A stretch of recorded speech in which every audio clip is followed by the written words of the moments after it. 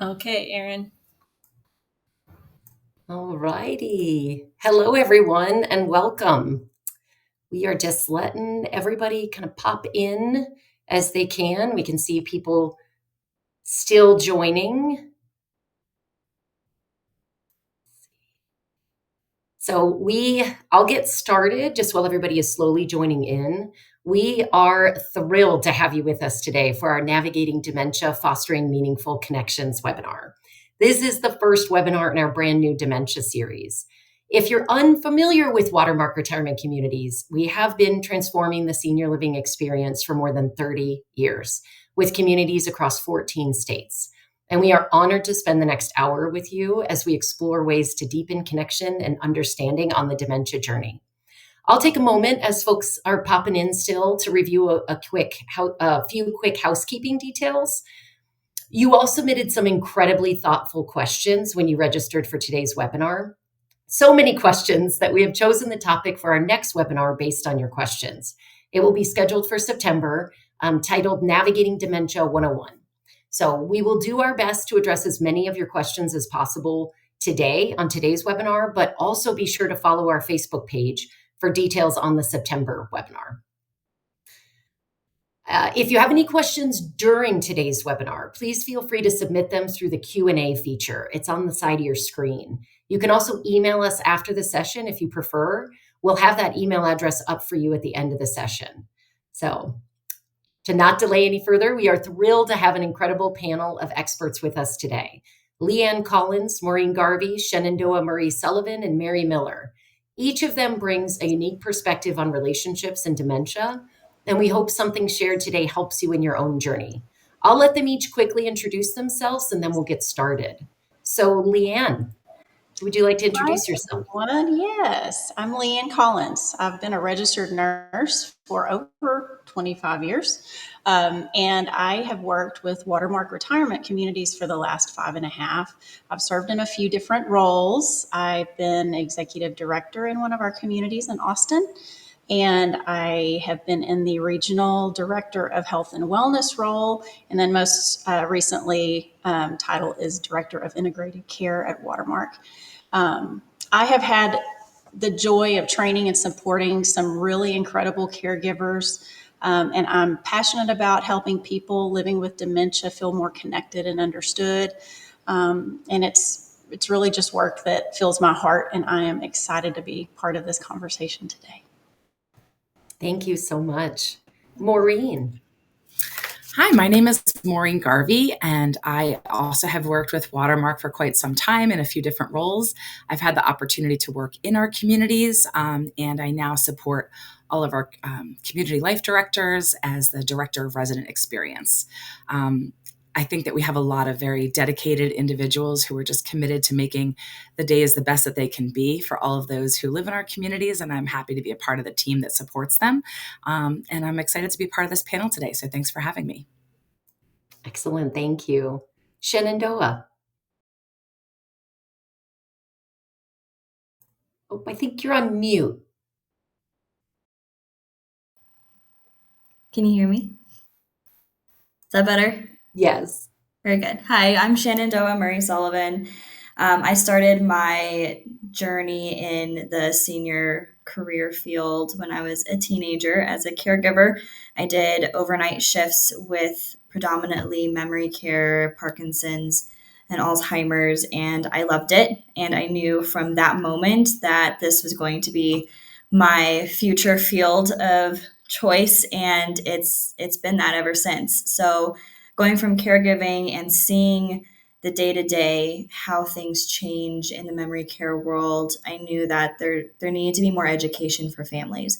So went through college, got my bachelor's, and then worked in a few other senior living fields until I landed in hospice, which is my pride and joy.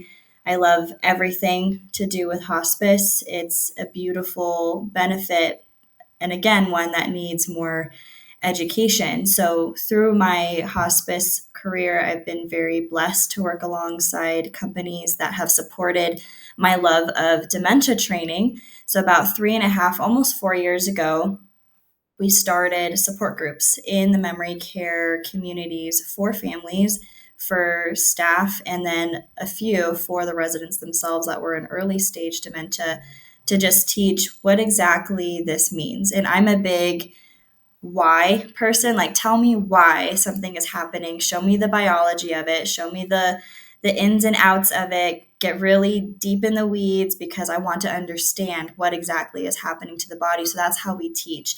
So our support groups have a really big educational focus as well, and we get lots of different questions like the ones that are submitted today. So I'm very excited to be able to deep dive into those with my fellow panelists. I believe this is going to be a really incredible day. So if there's one thing I can say to everyone that's watching and everyone that's part of this is keep an open mind and don't let the overwhelming cloud of anxiety and doubt shroud your vision for the future, because there is hope, there is support. And I have a saying, the more we know, the better we can approach. So the more education and information we have, the better off we are. So thank you for having me join.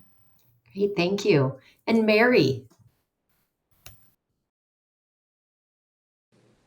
Good morning. I'm Mary Miller. I'm a retired nurse practitioner here in Tucson and 40 years experience in geriatric care, but also have had the experience of putting mom in memory care this spring and dad in independent living. And I'm happy to share some of those experiences and happy to be here. Thanks.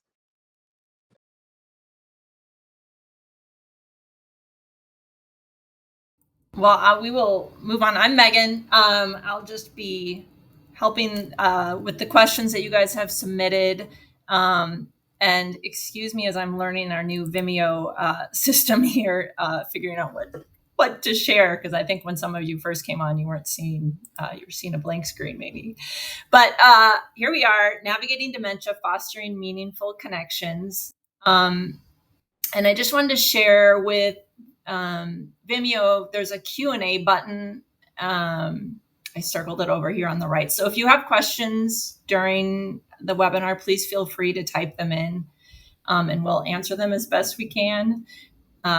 We want to get started right away just because I know there's so many questions. The topics we're going to be talking about today are change in dynamics of roles and relationships, self-reflection, adapting your approach and expectations, and honoring the past and incorporating it into the present.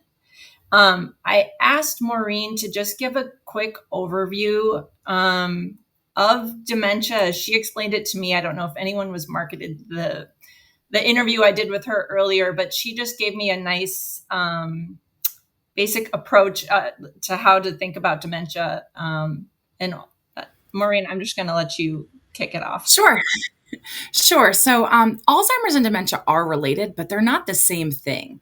Dementia is actually a syndrome. It's a collection of symptoms that affect memory, language, and reasoning.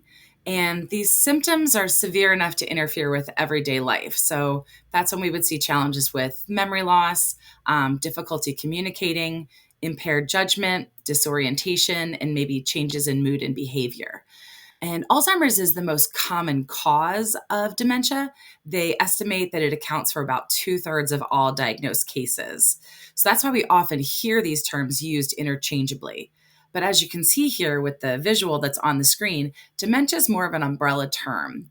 And Alzheimer's is just one of the diseases that leads to that group of symptoms. So if you have Alzheimer's, yes, you have dementia, that group of symptoms. But if you have dementia, as we see here on the screen, it might be caused by something other than Alzheimer's, like Parkinson's or Huntington's, or one of the other conditions that you see here on our slide.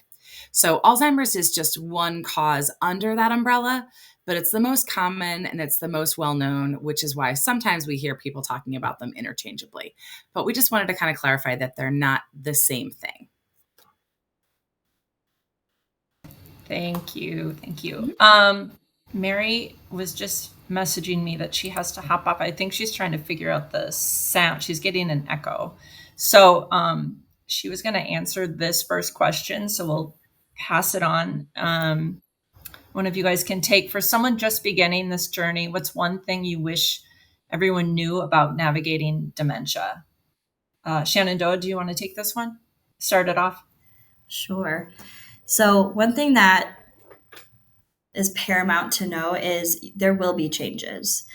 And that's one of the hardest things for families to accept. And we'll get more into like the relationship change in a further question. But one of the biggest things is there are changes.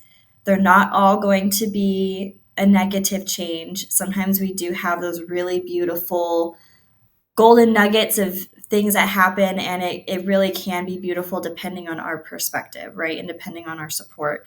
But one of the biggest things that I always tell people is you are not alone. And this disease process is one of the most isolating feeling things in the entire world, especially if it's a spouse or a parent. It really feels like you're the only one walking this path at this time. And I want everyone to know you're not by yourself. There's an entire community out there who are walking the shoes with you, who are maybe a few steps ahead, and that can tell you and give you encouragement that there is light, there is a path forward, and you will be okay. And things will progress. Dementia is a progressive disease, but it's not all doom and gloom. So yes, it's hard, and especially when we first get that diagnosis from the primary care or the neurologist, and they say, oh, this is what you have, here's a list of medications to start taking. It's very daunting, it's very overwhelming, and often the first thing we do is freak out a little bit. So take a deep breath, pause, and really start connecting with those around you, and just remember that there is a huge community for you. So I always highly encourage people, get in touch with the nearest support group, do things like this webinar, and it will help carry you through. Absolutely. I was just going to add on to that. I agree with everything that Shenandoah has just said. And I was just going to say that the journey is different for everyone. So you can arm yourself with information and, do the research and listen to anecdotes from others, but you kind of want to expect the unexpected because everyone's journey is different, the way that this progresses. So that's just a little nugget that I would add on. Mm-hmm. Yeah. Manage your expectations. Mm-hmm.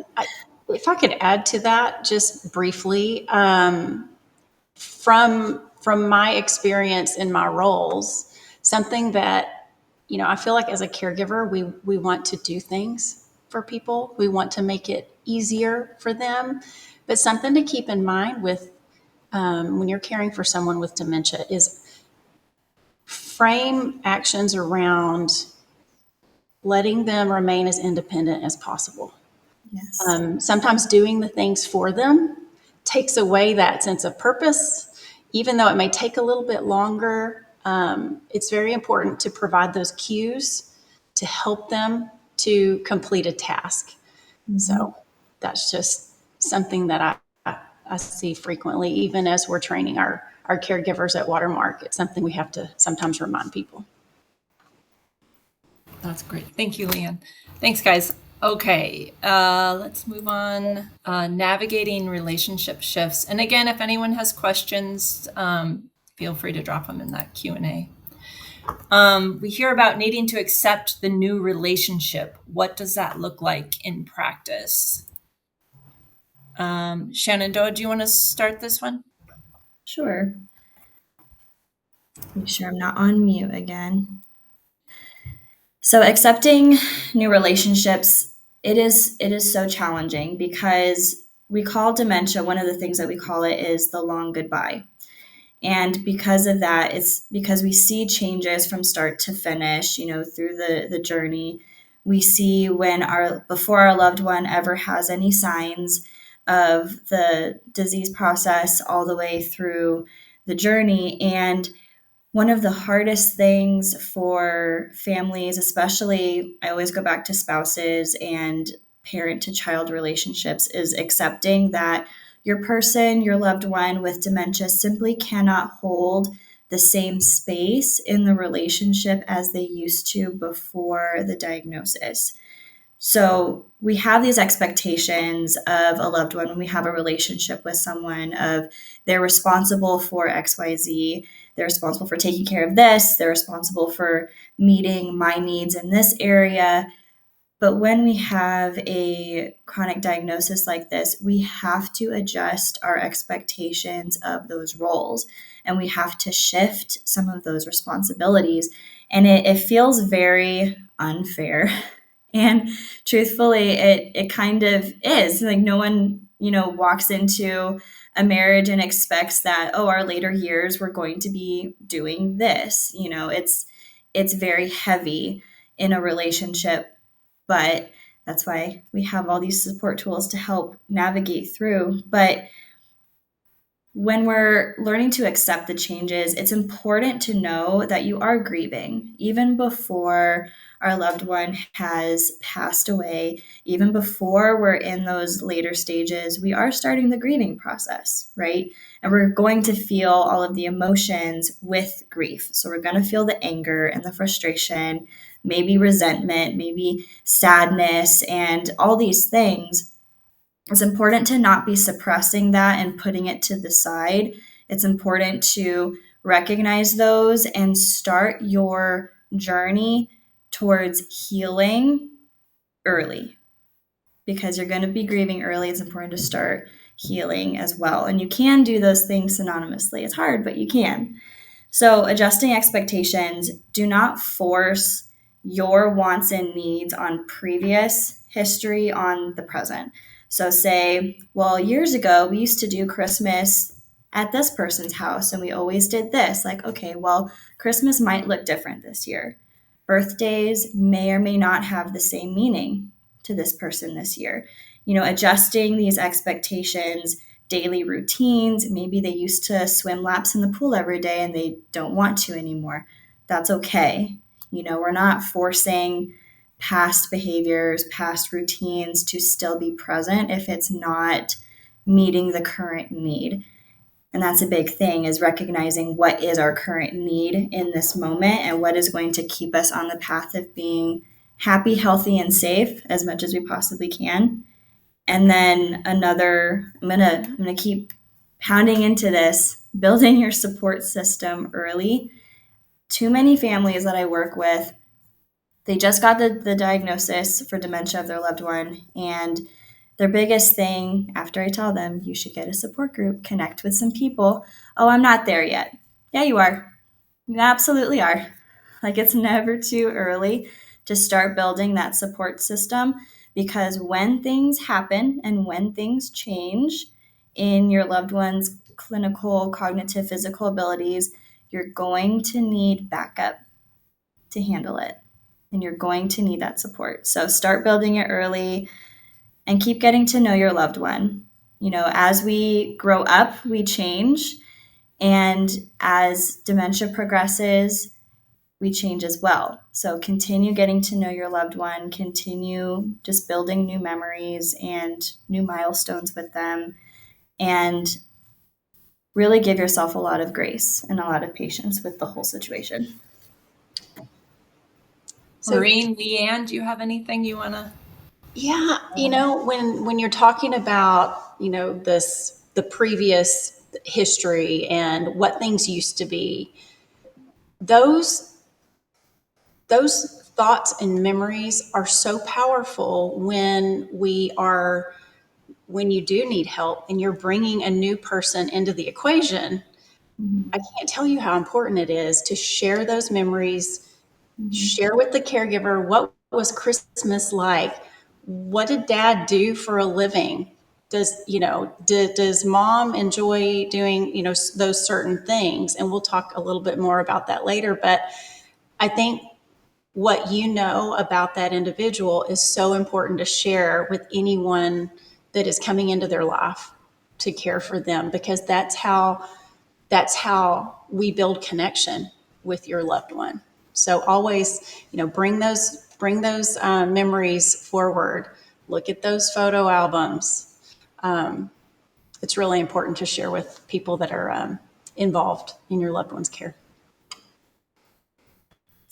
And I think to Shenandoah's point earlier, relationship may change up with one. You're now the person who's having to, step into that role of advocate or step into that role as caregiver, and that's a new role for you.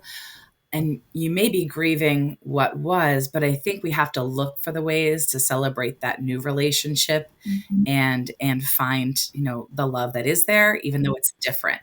There still can be beauty in that. There still can be incredible connection there, but we want to kind of, try to find that positive rather than focusing on the change that's taking place. So, Thanks, guys. Okay, next question, the emotional journey. How can someone begin to care for their own emotional well-being while also caring for someone living with dementia? Maureen, can you start this one off?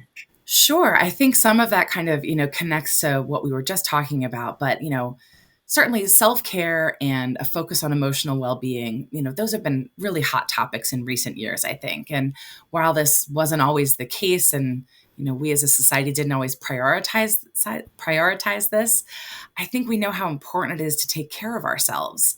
And if we're now caring for someone else, we have to realize that it may even have greater importance.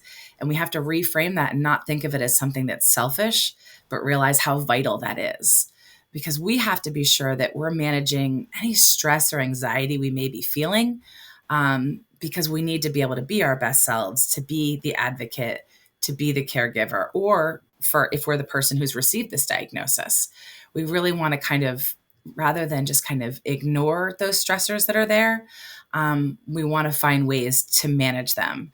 So as we've said before, you want to start to build your support network.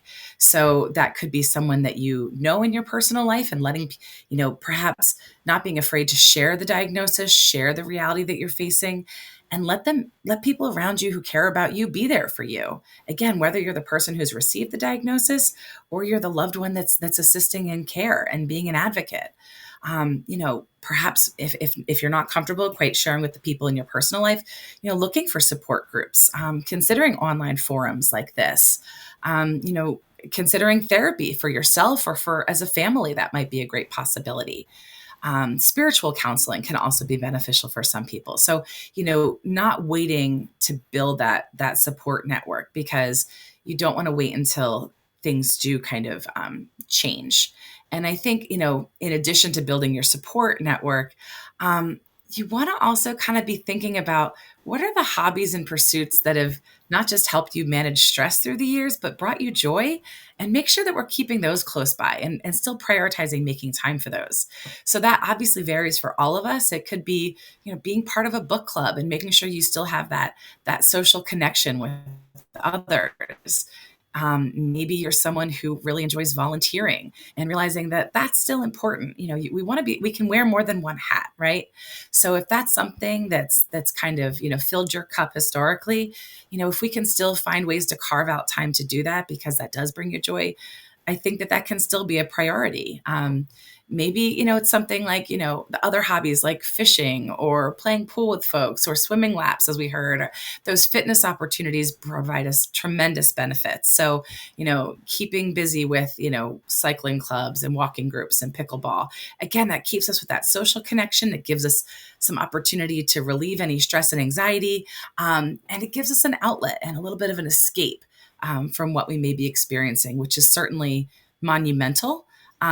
So we don't want that to overcome and overshadow every part of us. We need to kind of make sure we're asking for help and making time for us, so that all those opportunities are still there for us, so we can be our best selves in order to be a good support to someone who may need us. We just had a question come in. Says, I'm the patient, 74 years old and showing signs. What can I do to prepare and make the transitions as easy as possible for my family? Does anyone want to jump in and take this? Yeah, I'll take that. And I wanted to say for Maureen, like you hit all of those bullet points perfectly with taking care of our own well-being. And that really ties very well into this question that just came in is, when you are the patient and you just received this diagnosis, how are you taking care of your well-being emotionally, physically? How are you preparing your family? So one of the best things that I've seen families do when the loved one is asking these questions and they're attending the support groups and they're scared to have a big conversation with their family and help prepare them because maybe their family is in denial about it. Maybe they're not supportive. Maybe they're afraid of disappointing them or whatever. There tends to be a lot of like a theme of guilt that kind of threads through family dynamic, like guilt for how dare I go take have a hobby, or how dare I go do XYZ without you. The biggest thing I can say for this question that came in is to prepare and make transition as easy as possible for family. Have your arrangements made. And I don't mean like necessarily end of life, but what are your wishes? What are your goals? What are your dreams? What do you want your journey to look like?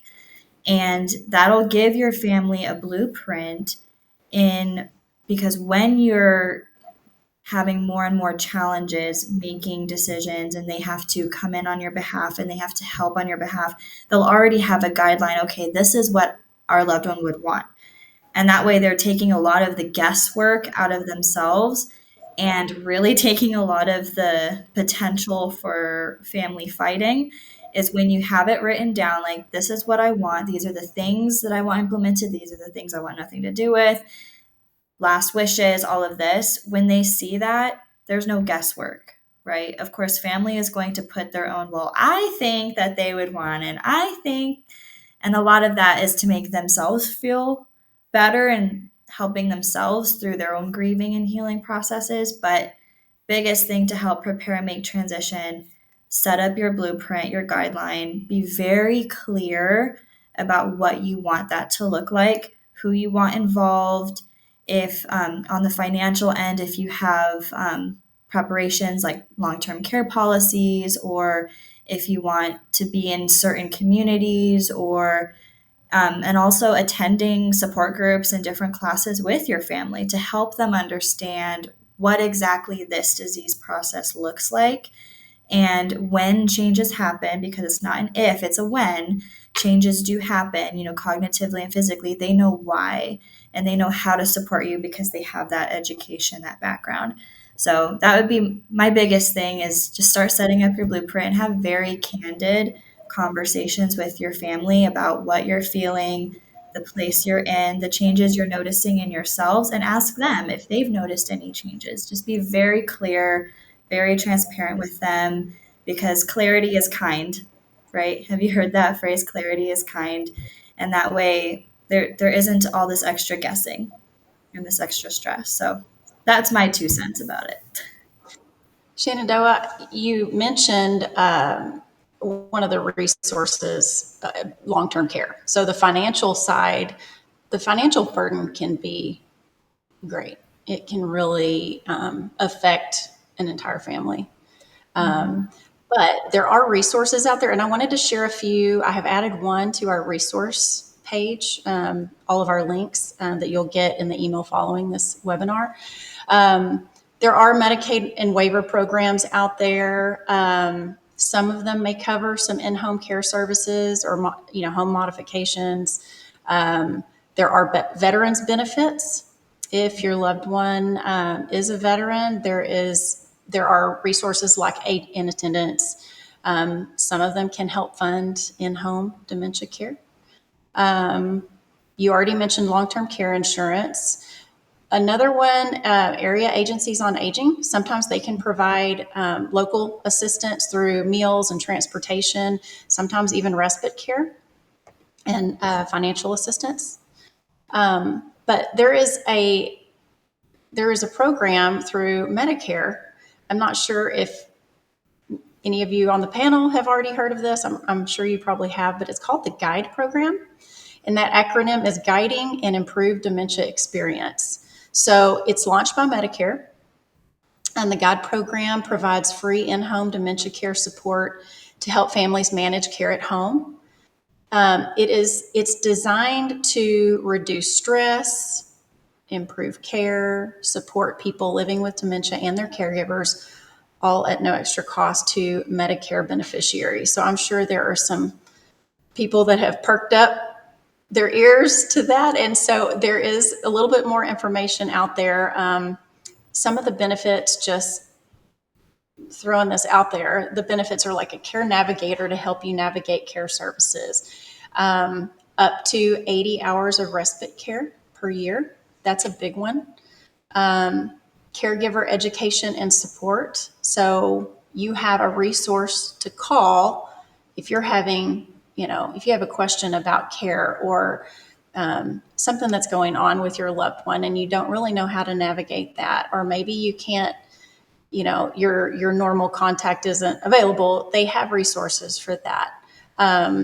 They have personalized care plans and 24/7 access to that help and guidance. So it's a really exciting program. I have to say, I was very excited when I heard about it. So I'm sure you'll learn more from the resource that's in your links page.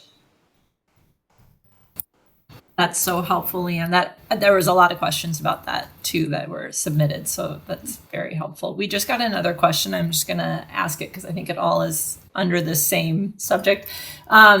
How to handle a parent who is in denial about her diagnosis. She doesn't recognize that she has dementia. And then I'm just going to tack on another question that I kept reading in the submissions, which was that kind of goes along with the previous question, is like some family members, like siblings, don't agree that the parent has dementia. So there's like disagreements. How do you handle both of those, with if their mom or whatever just doesn't believe it, or if there's disagreement? Any tips? Maureen, you were shaking your head. You do it. I think that, we don't always have a crystal ball, but I think this is why, as Shenandoah was just saying, it's important to have those hard conversations early on, rather than waiting for the time to present itself. And if we have those sometimes challenging conversations early on, then when this kind of a scenario presents itself, we already kind of know where we all stand. And we've already had this conversation before more emotion's been brought into it because of recent circumstances. Obviously, sometimes we miss that opportunity. So I'm sure many of us have examples, whether it's in our own lives or folks that we know where we've seen this happen. And I think that, that network of loved ones needs to really come together, and probably without the person who's struggling for the initial meeting, and kind of talk about what we're all committed to. And, what are we committed to? We're committed to preserving this person's dignity, to, continuing to keep them home maybe, or to find the best care for them. We need to kind of come together and determine what are our shared goals. And then, to Leanne's point earlier, she talked about making sure that the person with dementia feels celebrated and purposeful and like they're a contributor. I think the same can be said for the caregivers as well. When you bring that network of loved ones together and everyone has a chance to kind of feel heard, to say what they think is important to that loved one that they have, and then kind of see who's interested in grabbing the different things that need to be delegated, because there is a lot to coordinate.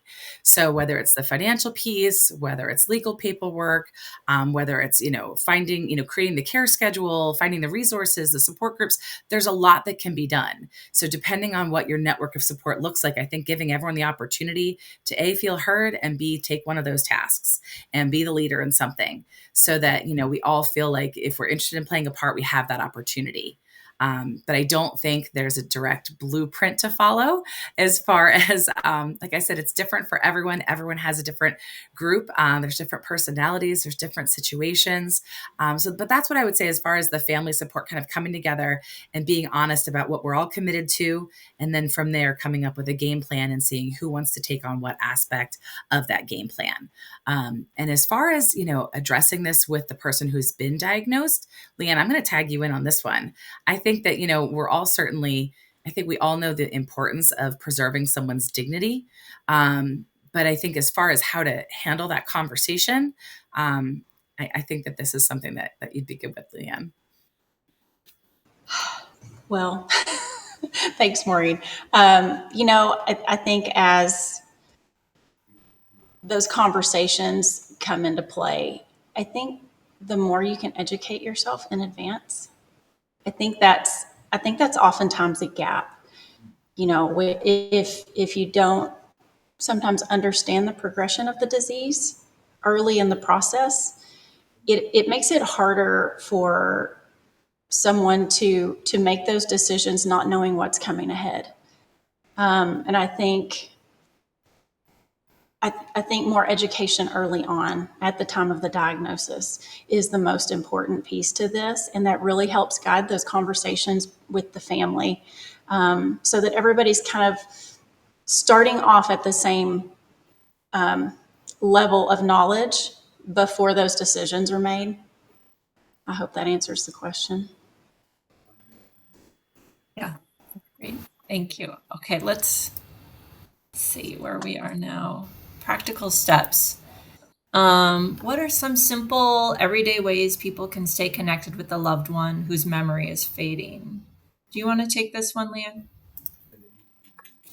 Yes, I can do that. I think we touched on it a little bit earlier, but I always go back to the basics. Connecting with people oftentimes it could be as simple as just daily tasks done together. It could be cooking together. It could be watering plants, taking a short walk.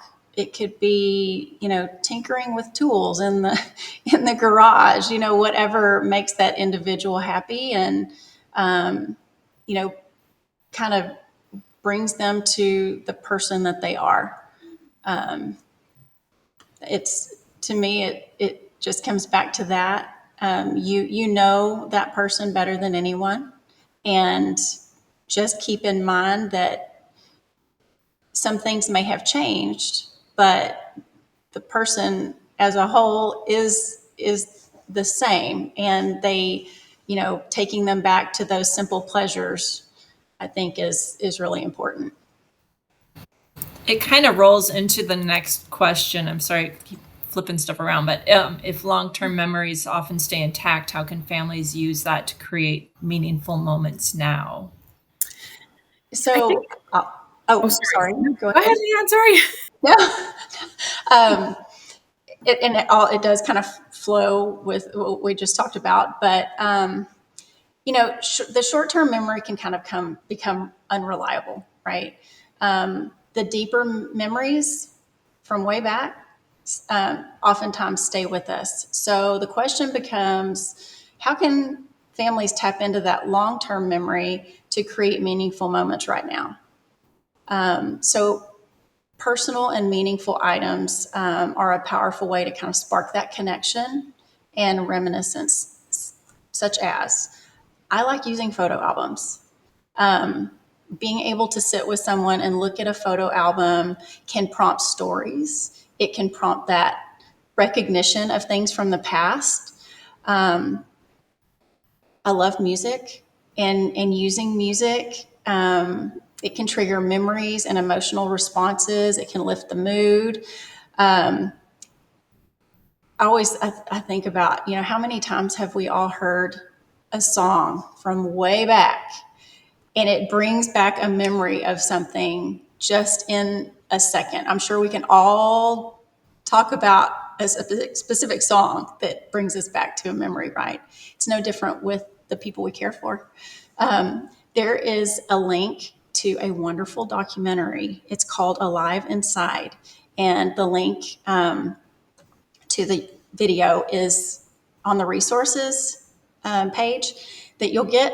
And I urge you to watch that. It's a little bit lengthy, but I will tell you, it really explains how music affects someone with dementia. That's really good. I also think about familiar scents. Mm-hmm. I mean, a certain smell. It could be you're cooking a family recipe, right? And that smell, that aroma, takes you back to a different time. For me, I can walk past someone wearing Estee Lauder Youth Dew. And I smell, I think of my grandmother immediately. It just takes me back to those wonderful memories. So, um, I think there are so many things. It could be a keepsake. It could be, objects tied to a hobby your loved one likes. Um, you know, we have a program at Watermark where we call it we use pantry baskets. It's the pantry program. And we have individual baskets, and this is easy for anyone to do at home. We have these wonderful baskets that are filled with meaningful items to the individual. It could be a small photo album. It could be magazines on a topic that is meaningful to your loved one. It could be a snack that they just love and have always loved. So many things. I'm sure Maureen has a list of items that she has seen added to this basket. But it's something that you can grab. If you just need time to connect, think about any of those things that helps you kind of trigger those memories and that connection. Kind of reminds us that even the simple personalized touches can bring comfort and spark memories and create moments of joy.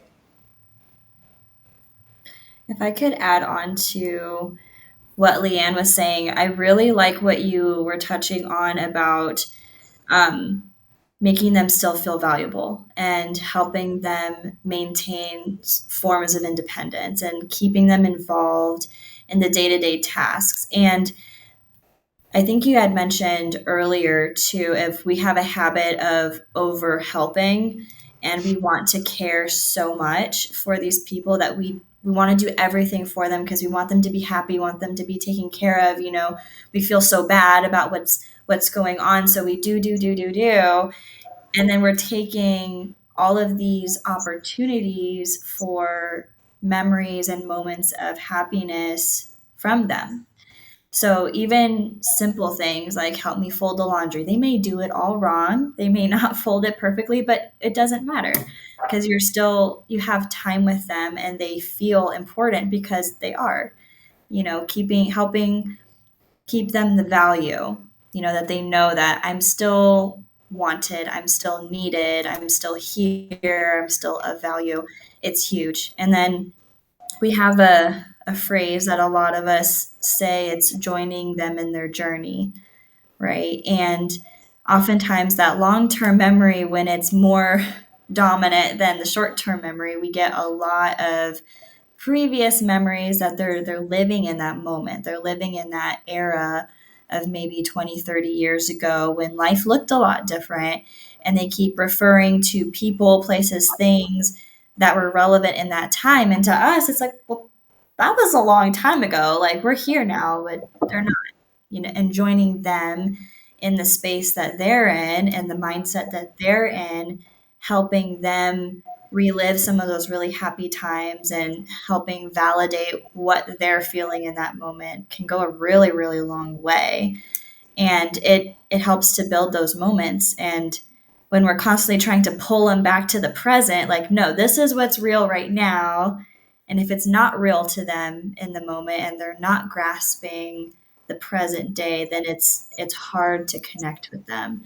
So one of the things I like to encourage is, if you know that your loved one has a habit of reverting back to a previous time, or they refer to themselves as they're still working and it's time to go to work, and they had a great conversation with their boss today and all that, like, just join them there and find out more about what's going on right now for you and connect with them that way. And they may not remember it, depending on the stage that they're currently in. They may not remember that interaction with you at that time or later on, but in the moment, they're happy and they're present and they're connected with you. And people remember a lot more how you make them feel more than your name or what you do for them a lot of times. But they know if you're a safe place. They know if you're someone that they can connect with, and then they feel present with. So I love what you said, Leanne, about all that. So thank you.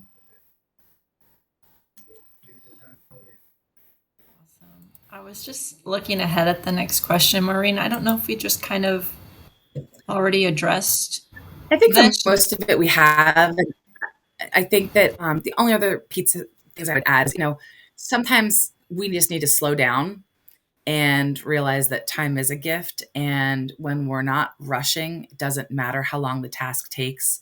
The time spent together is more valuable.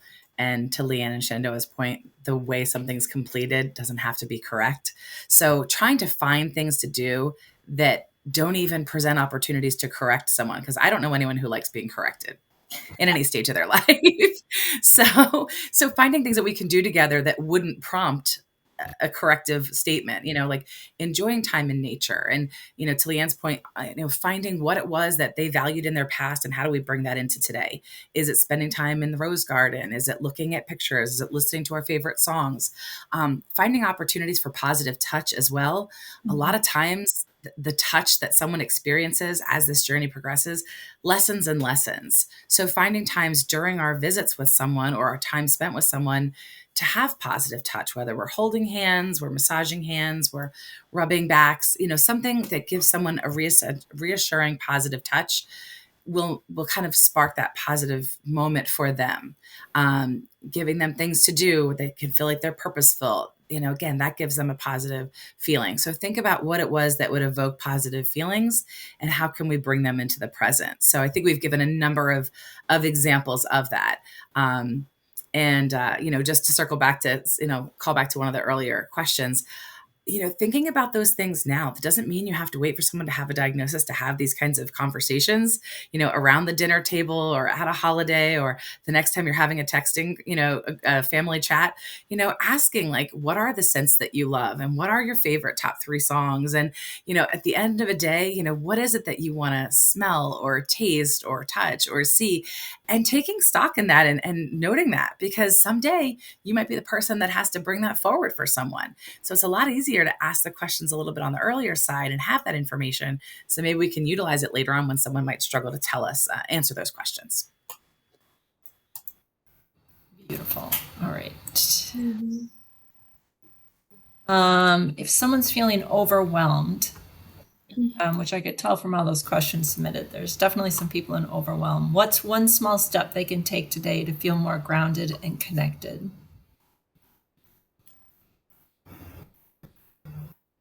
Leanne, Maureen, Shenandoah? Who So feels I can start with this one. So, feeling overwhelmed is something that 99.999% of people will experience during this journey. And that's okay because we're human, right? So, the biggest thing, and it's free and you can do it any time of the day or night. Biggest thing is when you're so focused and you're stressed out and loved one is being stubborn or they're not feeling good or they don't want to participate in XYZ. And I'm trying to cook dinner, but I have to go make a grocery run. And like you have a million different things going on in your mind. The biggest thing you can do, take a temperature check of yourself. And not like a literal like thermometer check unless you're running a fever. You might want to. But take a step back, literally like a physical step back. If you're standing up, because doing the action helps to center you. Take a physical step back, deep breath, and focus on the 3 things that are, to me, super important. Are you safe? Is your loved one safe? Yep, cool, check mark. Are you connected with them? Okay, well, we spent some good time this morning. They seem to be doing well with that. We had some good trips down memory lane. We saw photo albums. Great. Are you content? Are they content? And that one can be a little bit harder, especially depending on what stage of emotion and grief we may be going through. But are their needs met at this present moment? Are they happy as much as can be? Are they being taken care of? Do those check marks. Take a temperature check of yourself. Am I okay? What are my current thoughts? I've lots of families have told me journaling has been super helpful. I personally hate journaling because I have really bad handwriting and my brain goes faster than my pen, so it looks horrible. So I don't journal, but I like to like video journal, if that makes sense. So if I know like it's my mindset is being challenged, I'll take like a quick video and I'll just talk to my phone camera. Okay, this is what I'm going through today. These are my feelings. This is what I need to get done, and I'll put it away. So then on another day, I can look back at it and get re-encouragement. But when you're feeling overwhelmed, literally take a step back, deep breath, let your shoulders drop from around your ears, because I know a lot of us, we tend to be doing this and we don't even realize it, but let your shoulders drop and just focus on what are the big things that are super important. Are they safe? Are their needs being met? And then go from there. Because we get way up to here in the weeds about things we have to do, things that aren't perfect, things that aren't getting done as best as we want them to. And we get so frustrated. We really have to bring it back down to basics. Like, what is the most important thing that they need right now? What do I need right now? And go from there. Because the more we get away from all of the little itty bitty things that bother us throughout the day, and the more we can just focus on what is super important, the less we will feel overwhelmed. And yes, there is going to be stress. Yes, some days are going to be more chaotic than others. And yeah, sometimes you're going to feel heavy, but really just bring it back down to the basics. And you can do that anytime, day or night, taking the step back. I call it the step back, recollect, and refresh, and then move forward. And then you have a little bit better of a perspective on your day, and you have a little bit more energy and calmness in your mind to keep going. And pick up the phone and call someone that you trust. Call someone on your support team, someone that you know you can just, hey, I need to vent to you for 3 minutes. And you can just run through, these are the things I'm frustrated with today. Get it off your chest, because it never benefits anyone to keep bottling and suppressing emotions and feelings, because eventually you will explode. And it's usually on those super overwhelming days where you will just pop and you'll crack under the pressure. So as often as you can, when you're starting to feel that anxiety creep up, get your buddy on the phone. I always have a buddy that I know that I can call and say, hey, text him before. Can I rant for 3 minutes? Absolutely cool. Just let it out and say, okay, I'm done. Have a great day. And it's really therapeutic. It really, really is. So, but don't be afraid to do that. Don't be afraid to have your buddy. You're not being selfish. I think also reflecting on, even if it's one little thing that went really well, or, it could be you very small. You could say, you know what, I got a smile this morning. Mm-hmm. And that may be it. The rest of the day may have gone, down the drain in terms of, as far as stress level and that. But, if you can try to really think about reflecting on maybe just one thing that went really well, I think that's also a good idea. Mm-hmm. And that resource document that we've all been talking about, I'll be uploading it to the website, the link where you guys all registered, and it has even links to more like universal support groups where I think you find one in your area. But just as Shenandoah is talking, I know for anyone who's dealing with something, it's nice to have a support group that you can go to and be with other people so it doesn't feel so lonely, and be with people who are in your shoes too, because it's great to have a friend to talk to, but it's nice to have someone who actually is there as well, so that you guys can kind of like get it all out, and you don't feel so isolated. And so I think this PDF, there's a lot of links to it, but it should be helpful as well for just feeling less alone, I think. Yeah, Maureen, were you going to say something? I think I cut you off. No, that's okay. I was thinking of, I like the approach we've gotten so far. I like the temperature check, celebrate one success, and then maybe come up with one tangible thing you can do tomorrow. Right? Like you're saying, this is it for today.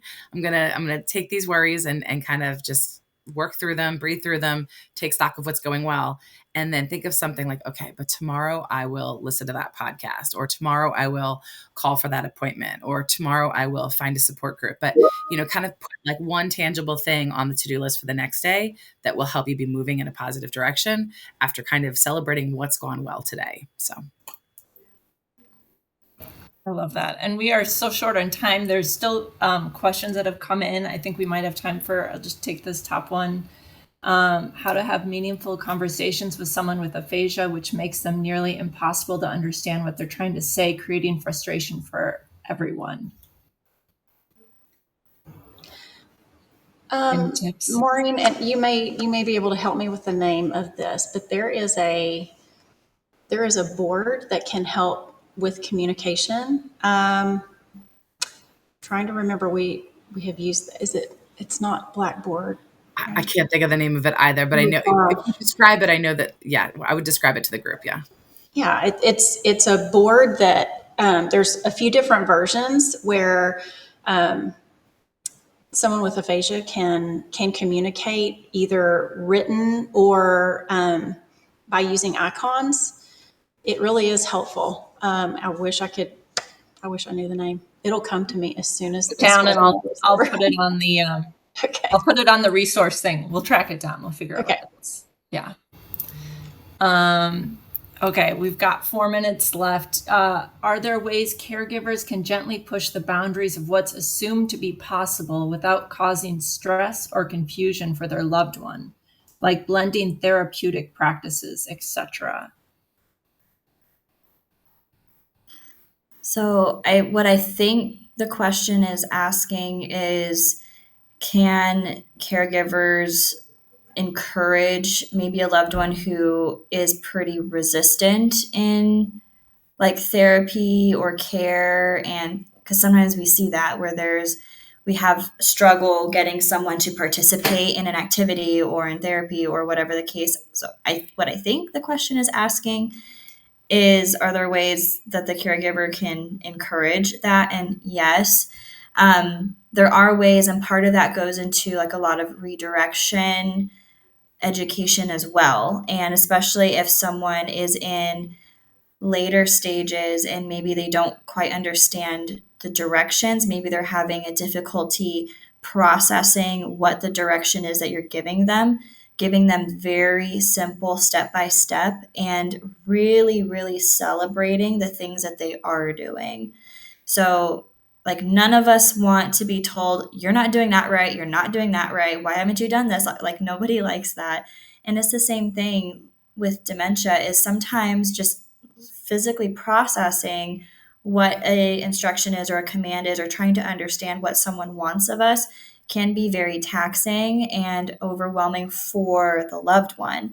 So, best way that we can encourage someone to participate is being very, very validating in what they are doing, even if they're not doing it right. If they're trying, and say, absolutely, yes, let's do this together. And you did such a good job. And celebrating those wins helps to naturally encourage them, and it boosts them, like, oh, okay, this is great. I did something right, and then they start to build that bond with the caregiver, because again, they may not remember the caregiver's name. They may not remember what the caregiver is there for, but they know how someone makes them feel. And if someone makes you feel encouraged and uplifted, and that you, even though you're not doing it right, maybe acknowledges that you're trying, they're going to be way more apt to try for other things like therapy practices. Sometimes we're going to get people who they want nothing to do with any kind of activity, and that's okay. But we're going to continue trying, and we're going to continue encouraging, and maybe shift what we're saying to them, and maybe try approaching it at a different way or a different time. Or if they're really not getting along with a particular caregiver, try switching out the caregiver and see if they can connect better with a different person. So it's all about getting creative. And just because they don't respond positively or right away to one avenue doesn't mean that they won't to another. So and what works one day may not work the next day. So it's all about adjusting and adapting and just really celebrating the little wins along the way. And that's what's going to make the biggest difference. Even if they don't complete the exact task, at least they're trying and at least they're doing something. So again, it's adjusting our expectations for what we think they need to be doing. It's what is most important for them and what is most useful and helpful for them in this moment. Awesome. Thanks so much. We've reached the hour mark. Thank you so much, Maureen, Leanne, and Shenandoah for joining us. I hope this helped people that are tuning in, and I will get this posted on the link and you'll get an email afterwards, so you can come back to it. Again, the resources doc will be up there. Give me till tomorrow. And the questions, we know there were a lot of unanswered questions. We got a lot of questions in during the webinar, a lot before we weren't able to tackle in an hour. However, this is going to be a series because of how many questions came in. We know how important this topic is. Follow our Facebook page to check out the September event, and then keep following us for more and more events. You can also email webinar@watermarkcommunities.com, and we can get you in touch with somebody at one of our communities if you need to. We really appreciate everybody joining today. We're sorry we didn't get to all of the questions, but this is not the last time you'll see our faces. We'll make sure to answer as many of the questions as possible in future webinars as well. So thank you so much. Thanks, everyone. Thank you. Bye.